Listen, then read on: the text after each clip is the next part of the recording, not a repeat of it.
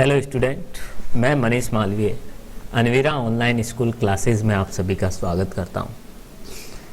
हम पढ़ेंगे आज क्लास 9 का जो परमाणु एवं अणु तीसरा चैप्टर है उसकी चर्चा करेंगे और कोशिश करेंगे कि अच्छे से इसको समझ सकें।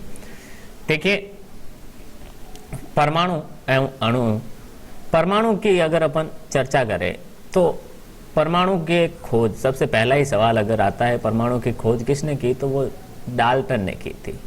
पूरा नाम जॉन डाल्टन, जॉन डाल्टन है।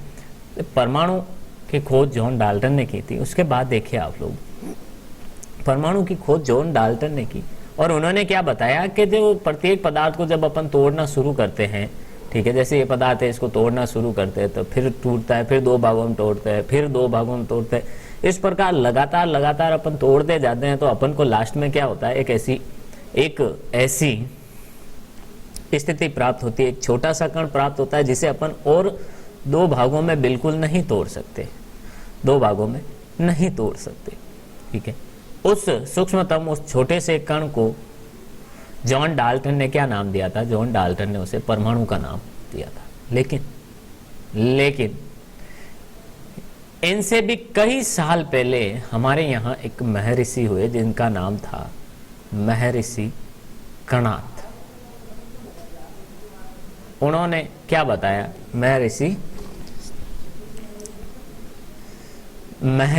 क्या नाम था उनका? महर्षि कणाद।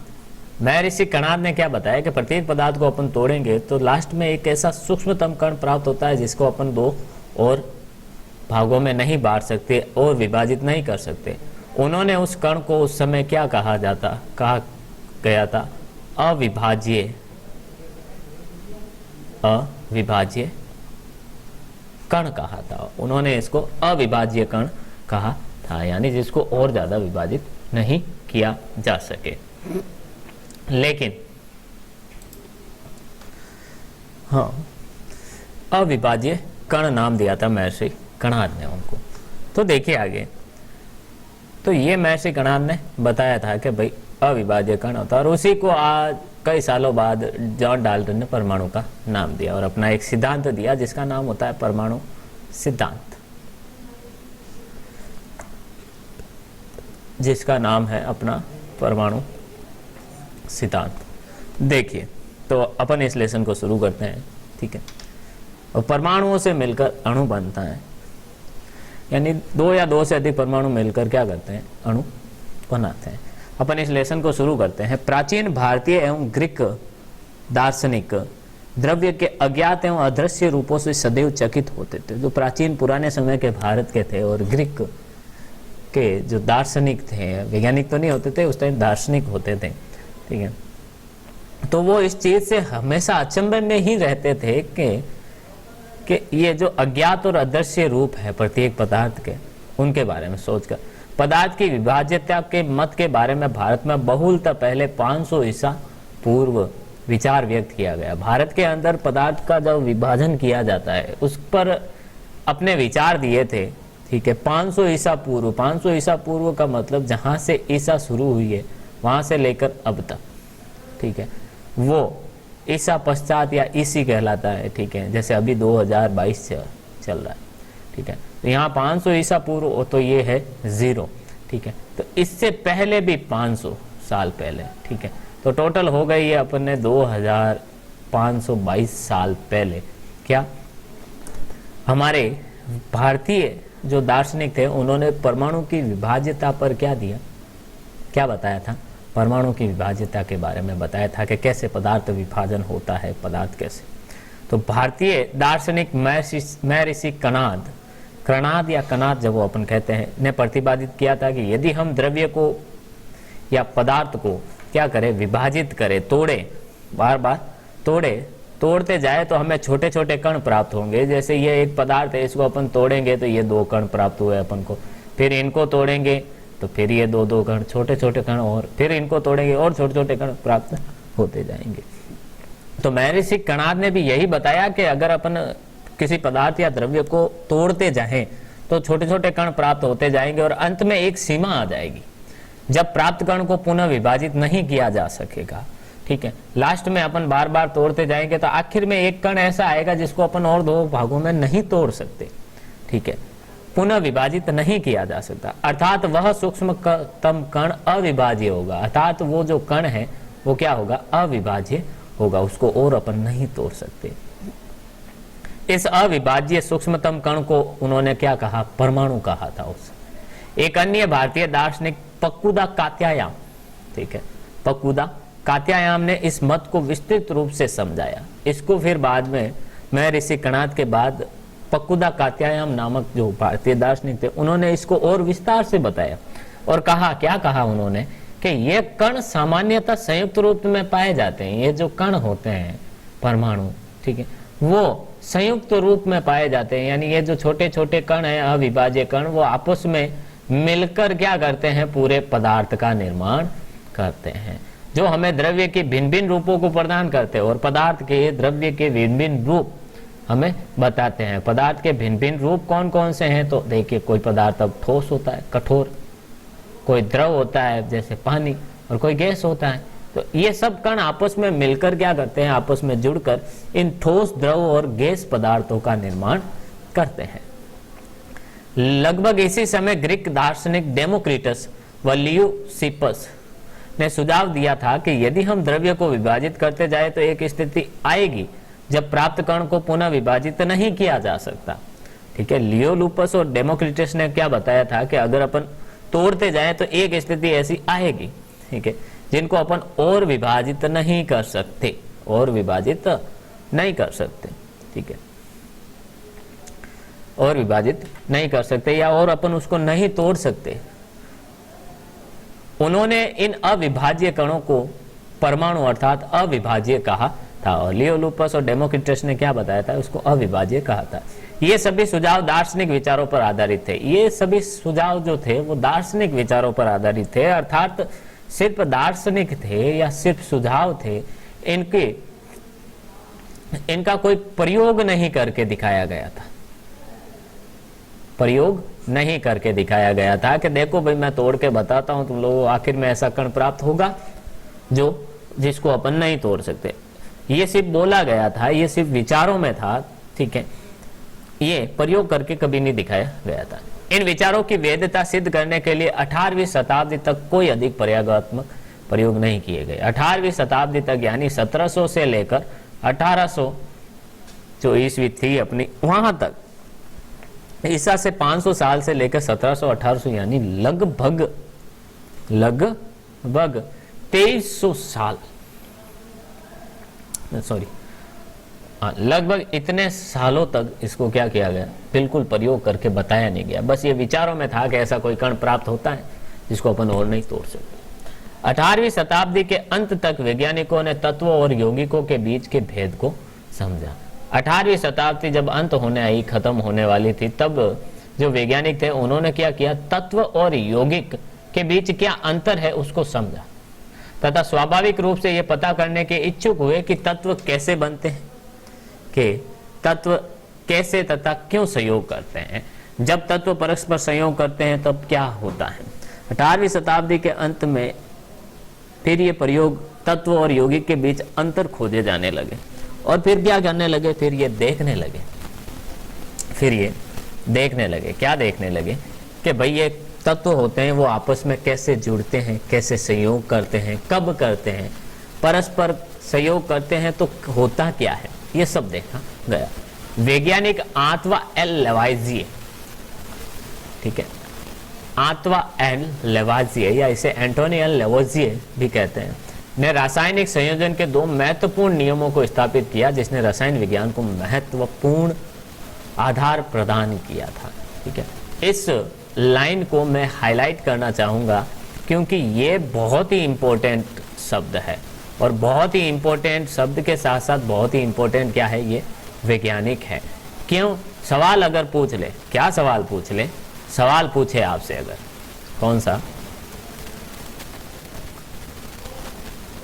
सवाल अगर आपसे क्या पूछ ले, अब ये सवाल अगर आपसे पूछे कि रासायनिक संयोजन के, रासायनिक संयोजन के नियम किस वैज्ञानिक ने दिए? यानी ये क्वेश्चन है आपके कि रासायनिक संयोजन के जो नियम है वो कौन से वैज्ञानिक ने दिए थे। तो कौन से वैज्ञानिक ने दिए थे? आंतवा एल लेवाजिए या एंटोनी एल लेवाजिए नामक वैज्ञानिक ने ये दिए थे। ठीक है, नेक्स्ट देखिए।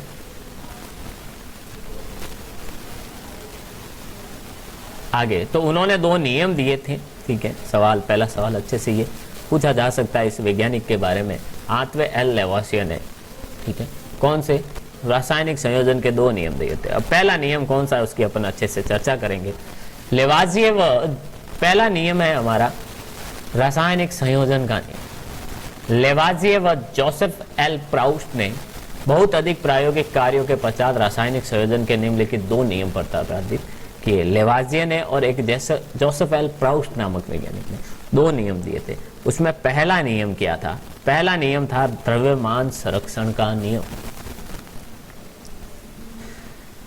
द्रव्यमान संरक्षण का नियम क्या कहता है कि जो रासायनिक अभिक्रिया होती है,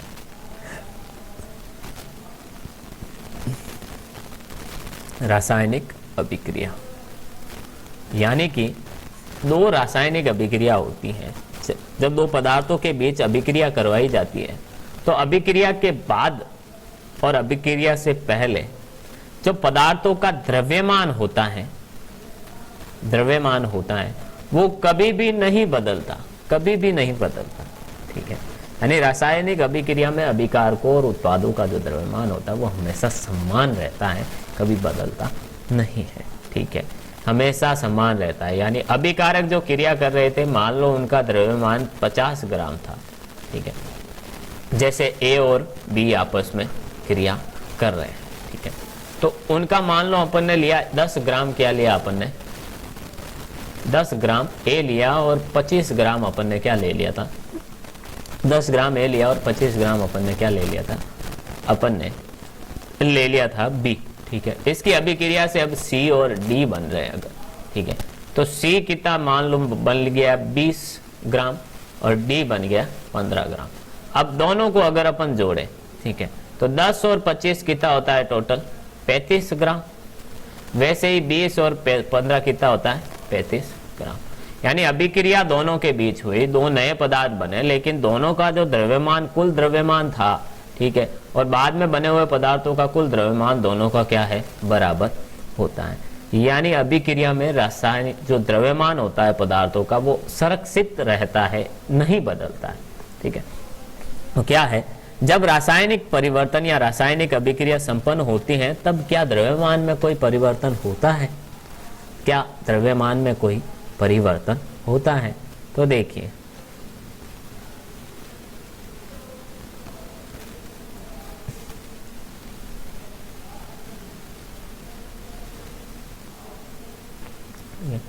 अब यहां पर देखिए आप लोग,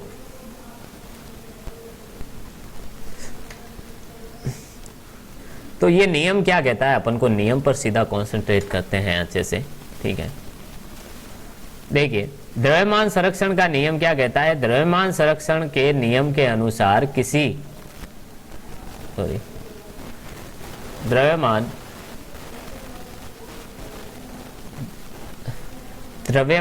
संरक्षण के नियम के अनुसार क्या होता है? तो देखिए, द्रव्यमान संरक्षण का नियम के अनुसार किसी रासायनिक अभिक्रिया में द्रव्यमान का ना तो सृजन किया जाता है न ही विनाश किया जाता है। यानी द्रव्यमान संरक्षण के नियम के अनुसार जो रासायनिक अभिक्रिया होती है उसमें ना तो कोई द्रव्यमान का सृजन होगा यानी बनेगा, ना तो कोई नया द्रव्यमान बनेगा, ना ही विनाश होगा। ना तो नया बनेगा ना ही कुछ खत्म होगा, यानी बराबर रहेगा। तो द्रव्यमान संरक्षण का नियम जब भी पूछे कि आपको कि द्रव्यमान संरक्षण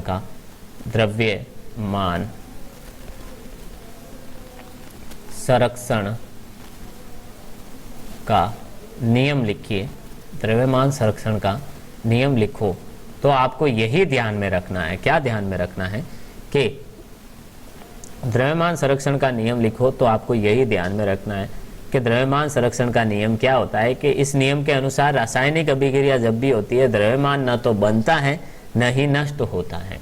यानी द्रव्यमान ना तो बनेगा ना ही खत्म होगा, तो द्रव्यमान जितना है उतना ही रहेगा, अर्थात क्या होगा कि द्रव्यमान संरक्षित रहेगा। दूसरा है स्थिर अनुपात का नियम। स्थिर अनुपात का नियम, लेवाज़िए एवं अन्य वैज्ञानिकों ने इस बात पर प्रकाश डाला कि कोई भी यौगिक दो या दो से अधिक तत्वों से निर्मित होता है। लेवाज़िए और अन्य जो वैज्ञानिक थे उन्होंने बताया कि जो भी यौगिक या पदार्थ बनता है, मान लो पदार्थ हो गया या यौगिक हो गया, वो क्या करता है, यौगिक होता है वो क्या करता है, दो या दो से अधिक, कम से कम दो तो चाहिए होंगे या दो से अधिक भी हो सकते हैं, लेकिन कम से कम दो तो होंगे। तो दो या दो से अधिक पदार्थों से मिलकर बनता है, तत्वों से मिलकर बनता है। इस प्रकार प्राप्त यौगिकों में इन तत्वों का अनुपात स्थिर होता है, चाहे इसे किसी स्थान से प्राप्त किया गया हो अथवा किसी ने भी इसे बनाया हो। ठीक है, जैसे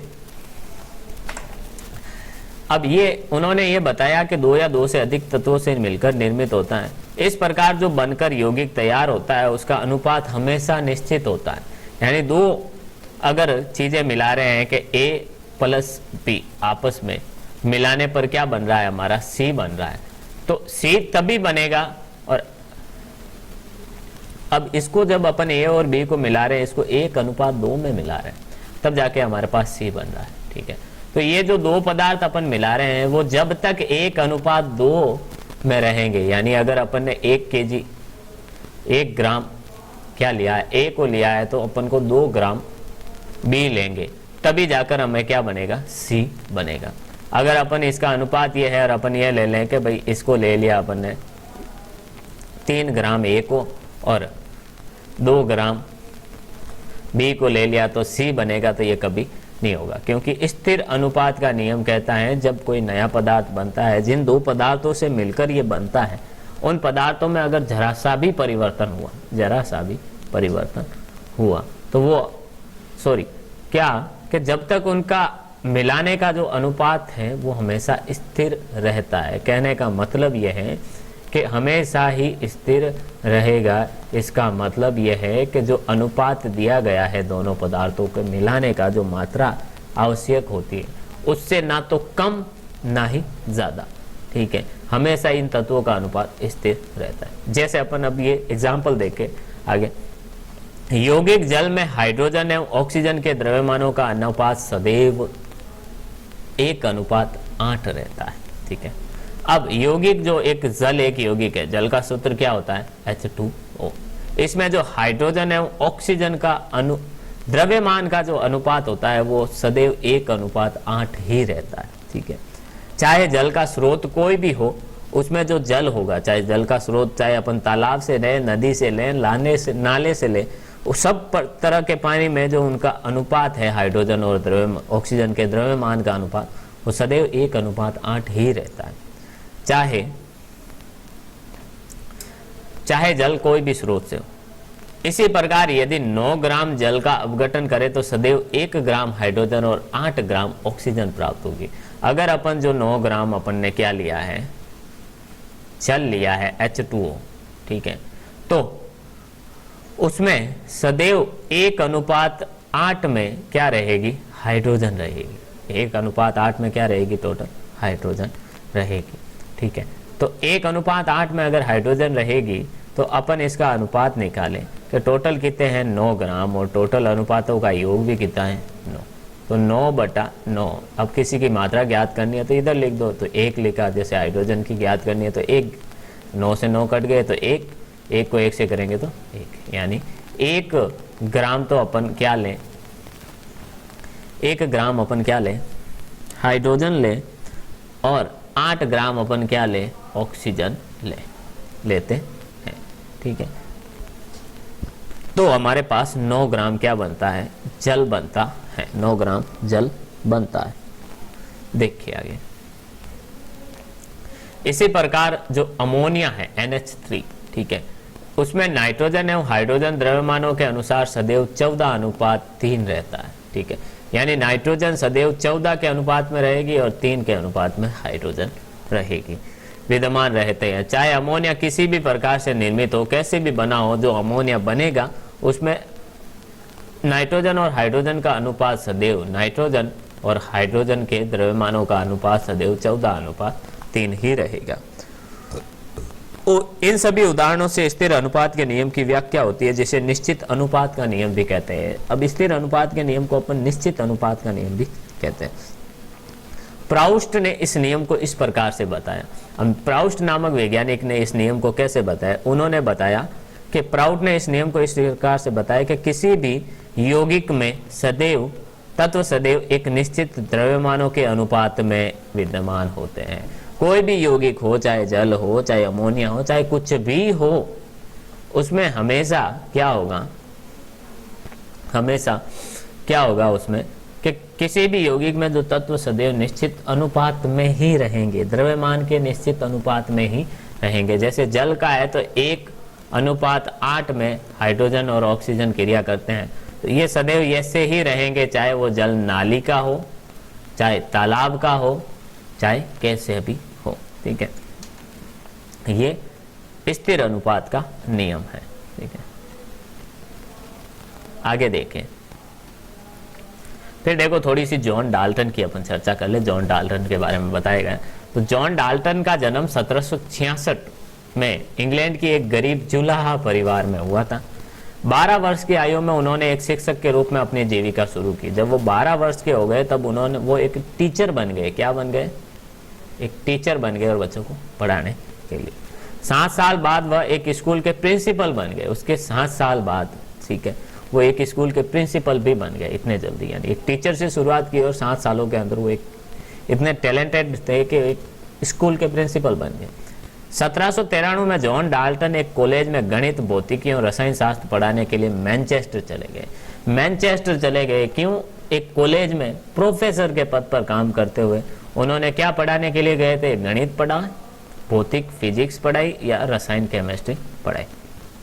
वहां पर उन्होंने अपने जीवन का अधिकांश समय शिक्षण एवं शोध कार्यों में व्यतीत किया। मैनचेस्टर में उन्होंने अपने जीवन का जो ज्यादा से ज्यादा समय था वो क्या किया? अपना शिक्षण या तो पढ़ाने में या फिर नई नई खोज करने में, ठीक है, प्रयोग करने में किया। सन 1808 में इन्होंने परमाणु सिद्धांत को प्रस्तुत किया, जो द्रव्यों के अध्ययन के लिए एक महत्वपूर्ण सिद्धांत साबित हुआ। सन 1808 में उन्होंने क्या किया कि उन्होंने परमाणु सिद्धांत दिया। परमाणु सिद्धांत दिया था। सवाल यहां से पूछ ले कि परमाणु का सिद्धांत किसने दिया था? तो जॉन डाल्टन ने दिया था। किसने दिया था? जॉन डाल्टन परमाणु का सिद्धांत दिया था। वैज्ञानिकों ने अगली समस्या इन नियमों की उचित व्याख्या करने की थी। अब 2 नियम तो दे दिए भाई, रासायनिक संयोजन के जो नियम है, ठीक है, उन्होंने एक तो द्रव्यमान संरक्षण का नियम और दूसरा अपना ये स्थिर अनुपात का नियम। टोटल 2 नियम दिए उन्होंने, ठीक है। 2 नियम दिए, कौन कौन से? पहला तो था अपना द्रव्यमान संरक्षण का नियम, और दूसरा इस नियम के अनुसार उन्होंने क्या बताया कि द्रव्यमान ना तो बनता है ना ही नष्ट होता है, ठीक है। द्रव्यमान हमेशा संरक्षित रहता है, स्थिर रहता है। दूसरा नियम उन्होंने बताया, दूसरा नियम क्या बताया? स्थिर अनुपात का नियम। स्थिर अनुपात का नियम। स्थिर अनुपात का नियम के अनुसार उन्होंने बताया कि प्रत्येक जो पदार्थ होता है या यौगिक होता है वो 2 या 2 से अधिक तत्वों से मिलकर बनता है, ठीक है। और तो इस नियम के अनुसार 2 या 2 से अधिक जो तत्वों से मिलकर बन रहा है यौगिक, उसमें उनका अनुपात सदैव स्थिर रहता है, ठीक है। अब ये 2 नियम तो दे दिए, लेकिन आगे अब इन वैज्ञानिकों को क्या करना था? इनकी व्याख्या करनी थी अच्छे से, इनको एक्सप्लेन करना था अच्छे से कि भाई ये नियम जो होते हैं वो सच हैं, कैसे बताएं, अब कैसे प्रयोग करके करें। तो वैज्ञानिकों की अगली समस्या इन नियमों की उचित व्याख्या करनी थी। अंग्रेज रसायनज्ञ जॉन डाल्टन ने द्रव्यों की प्रकृति के बारे में एक आधारभूत सिद्धांत प्रस्तुत किया। फिर आगे आया जॉन डाल्टन और उन्होंने पदार्थ की प्रकृति के बारे में एक बहुत ही महत्वपूर्ण सिद्धांत दिया। डाल्टन ने द्रव्यों की विभाज्यता का विचार प्रदान किया, जिसे उस समय तक दार्शनिकता माना जाता था।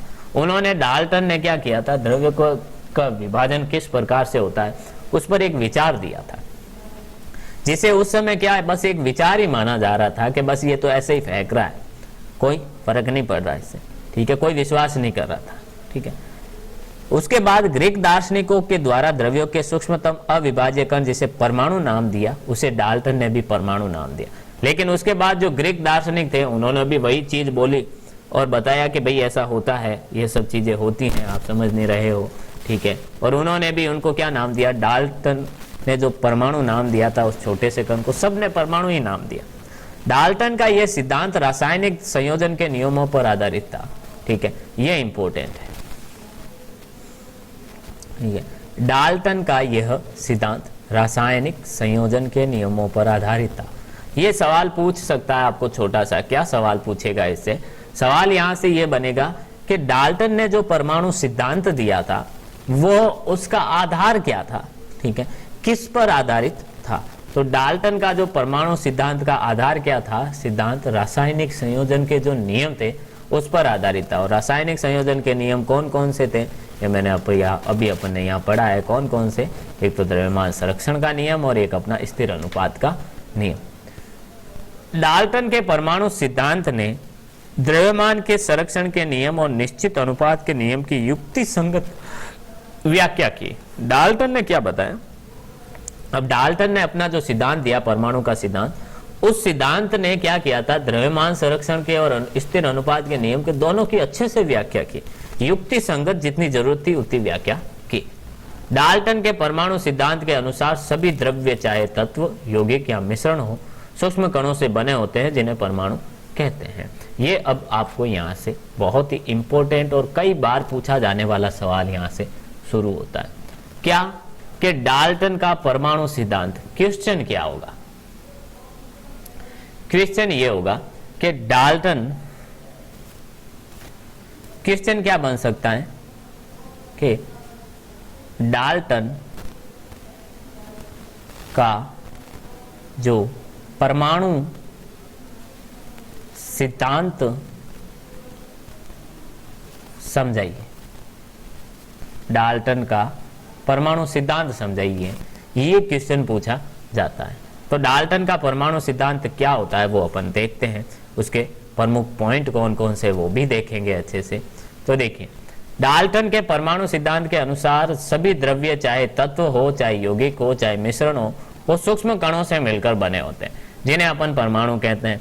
डाल्टन के सिद्धांत की विवेचना निम्न प्रकार से कर सकते हैं। अब मुख्य बिंदु कौन कौन से डाल्टन का सिद्धांत का, डाल्टन के सिद्धांत में परमाणु की परिभाषा की दी थी कि सभी जो पदार्थ होते हैं, चाहे वो तत्व हो, चाहे यौगिक हो, चाहे मिश्रण हो, वो किसी ना किसी प्रकार के सूक्ष्म कणों से मिलकर बने होते हैं, ठीक है। और उन कणों को क्या नाम दिया, परमाणु दिया, परमाणु नाम दिया और परमाणु सिद्धांत दिया।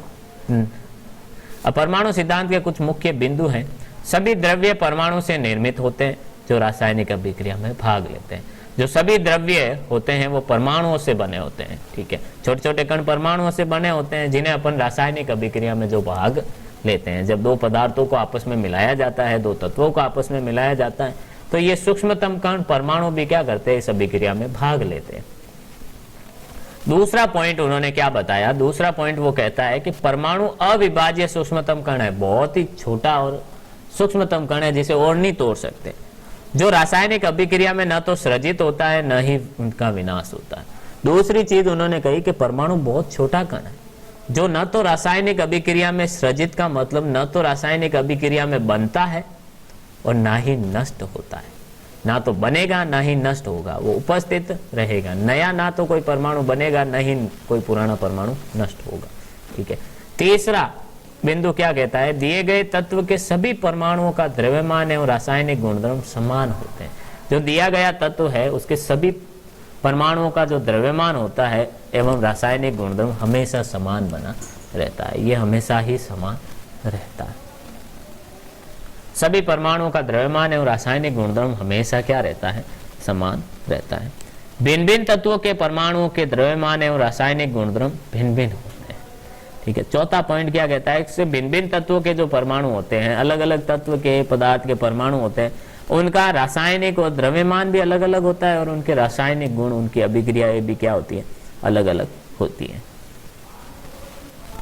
अब देखिए आगे, भिन्न भिन्न तत्वों के परमाणु परस्पर छोटी पूर्ण संख्या के अनुपात में सहयोग कर यौगिक निर्मित करते हैं। इंपॉर्टेंट है, जो भी परमाणु बनेंगे, तत्वों के परमाणु हैं, वो क्या करते हैं, एक छोटी पूर्ण संख्या में संयोजित होते हैं। जैसे यहाँ पर अब ये एक ऑक्सीजन का परमाणु, ये हाइड्रोजन का परमाणु, दोनों मिलकर क्या कर रहे हैं, जल बना रहे हैं। तो दो हाइड्रोजन के परमाणु और एक क्या करेगा, अपना ऑक्सीजन का परमाणु मिलेगा, तभी तो वो H2O बनेगा, तभी वो H2O छोटे से छोटे अनुपात में संयुक्त होते हैं। किसी भी यौगिक में परमाणुओं की सापेक्ष संख्या एवं प्रकार निश्चित होते हैं। कोई भी यौगिक हो उसमें परमाणुओं की संख्या निश्चित होती है। जैसे इस जल के यौगिक में हाइड्रोजन 2 होंगे, ऑक्सीजन 1 होंगे। जैसे अमोनिया का सूत्र अभी ऊपर ने देखा, तो उसमें नाइट्रोजन 1 होगा और हाइड्रोजन 3 होंगे, 1 नाइट्रोजन और हाइड्रोजन 3, ये इसका निश्चित अनुपात है। फिर देखिए, आप अगले अध्याय में यह अध्ययन करेंगे कि परमाणु में और भी छोटे कण विद्यमान होते हैं। अब परमाणु को सूक्ष्मतम कण माना गया था, लेकिन आने वाले अध्याय में अपन पढ़ेंगे कि परमाणुओं में और भी छोटे छोटे कण होते हैं। ठीक है, देखिए आगे अपन परमाणु क्या होता है उसके बारे में चर्चा करेंगे आने वाली क्लास में। उम्मीद करता हूं जो भी अपन ने आज पढ़ा है वो आपको समझ में आया होगा। मिलते हैं अगली क्लास में, तब तक के लिए ऑल द बेस्ट। घर में रहिए, सेफ रहिए, सुरक्षित रहिए, हमारे साथ जुड़े रहिए। मिलते हैं अगली क्लास में। ठीक है, अपनी स्टडी को जारी रखें। Thank you.